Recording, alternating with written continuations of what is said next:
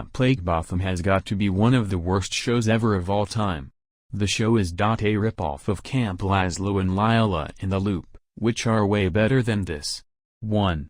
The main problem with this show is that it overly relies on gross-out humor and toilet humor, to the point that it's more disgusting and nauseating than funny.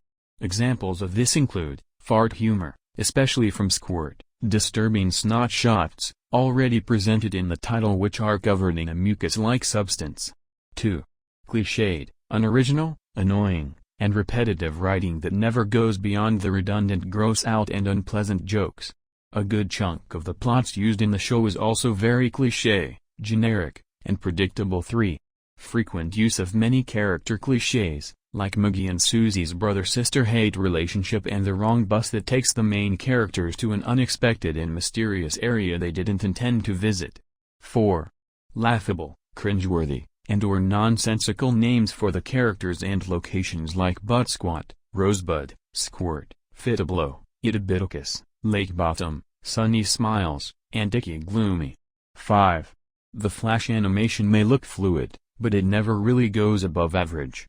Similar to the total drama series where the animation isn't terrible as a whole, it tries to be bouncy but fails and comes off as uncomfortable due to the quality being so limited.